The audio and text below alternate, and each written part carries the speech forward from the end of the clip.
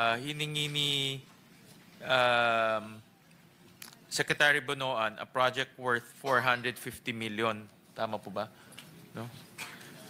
It refers to the attachments po, Mr. Chair. Hindi ko po na go Yeah. over. But if it matches with the attachment, Yeah, yun po it's yun. in number 139, statement 139.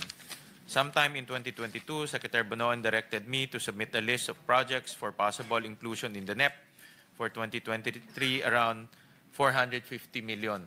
Tama? Yes po, Mr. Chair. So, 10% of 450 million ang nakuha niya. So, hindi ko po 45 million ang nakuha niya. Opo, but if it's 2023, 10% po yun. Oh, 10%. Ito nakasulat. 2023. Pagka po, nung 2024 po, iba na po eh. Oo, tama. So 2023, naabot, kumuha siya ng 45 million dito sa 450 million worth of project. I think yun po ang matching po. Yes po, Okay. Mr. And Chair. then si Engineer Alcantara ang nag-deliver nitong 45 million? As far as I'm concerned, sa kanya po nanggaling yung hindi ko po, I cannot, again, with the details po, hindi ko po, we have some restrictions from the, to give the details for... Pero galing ho itong Yes. affidavit ho sa Yes po. inyo.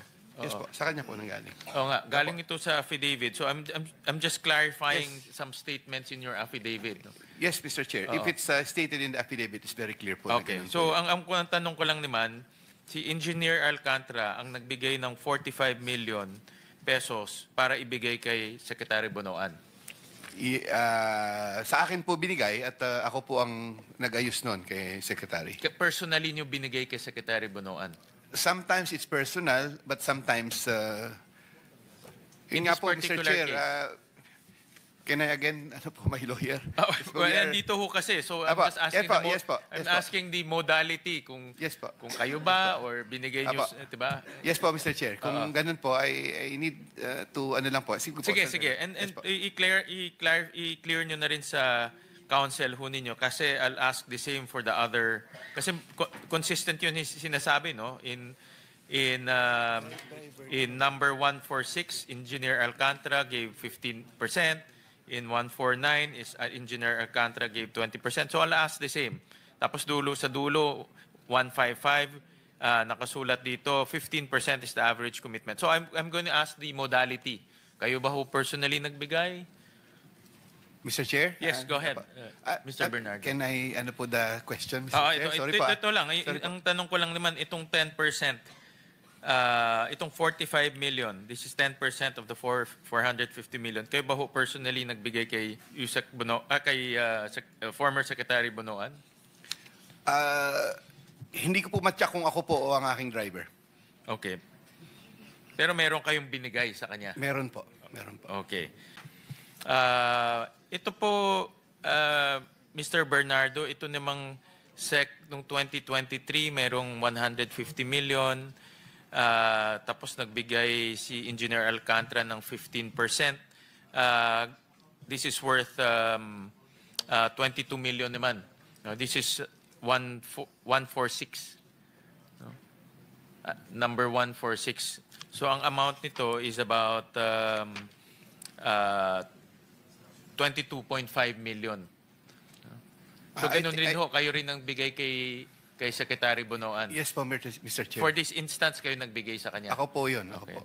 Dito naman in 2024, may 900 million, pero tumaas na ho yung ibinigay, no? Naging 20%. So this is 180 million. Again, si Engineer Alcantara ang nagbigay. Ganun rin po, kayo rin ang nagbigay? Yes po, Mr. Chair. Itong particular instance na ito? Yes po, Mr. Chair. Okay, na 180 million. And ganun rin, Engineer Alcantara, yung contractor rin, nanalo. Yes, Your Honor. Okay. And then, meron pa dito kay itong number 155,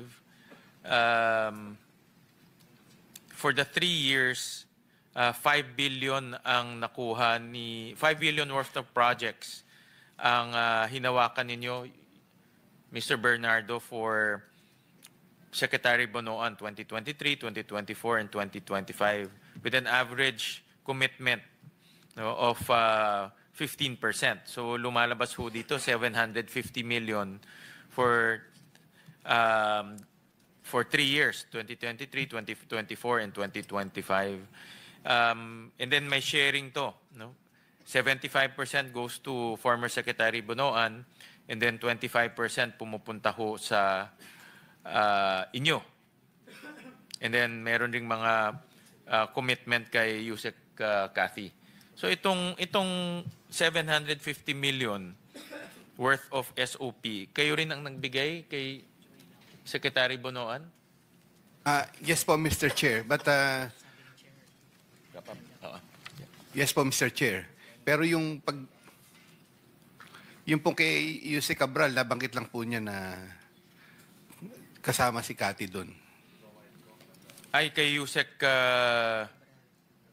dito nakasulat dito is pumunta sa, may 15% tapos naghati, 75% kay former Secretary Bonoan, 25% pumunta sa inyo. Yes po, Mr. Chair. But the 75% po goes to Secretary Manny Bonoan, pero hindi na po ako nagbigay kay Yusek Cabral. Ay, hindi na kayo nagbigay kay Yusek Cabral. Hindi na po. Regarding that po, hindi po. So itong mga projects na ito, for 3 years, ibig ho sabihin nito ay meron pong mga contractor na linuto na ang bidding at sila ang nanalo. At advance ang ginagawang modus.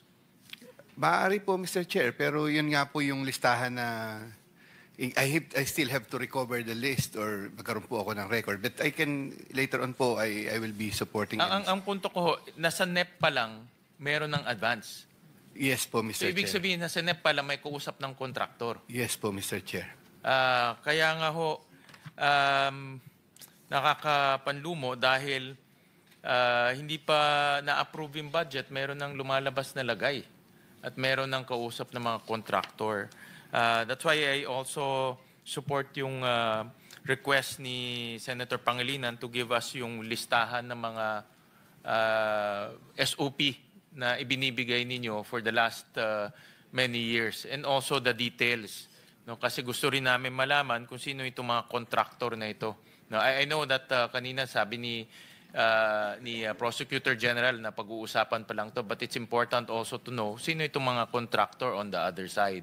Dahil mayroon ng collusion Prosecutor General, even from the start, ang punto ko dito, even from the start, hindi pa aprobado yung budget, di pa nga sure kung mapatatanggal yung project kasi pwede pang matanggal yan Noong nagbibigay na ng SOP. That's what we want to find out.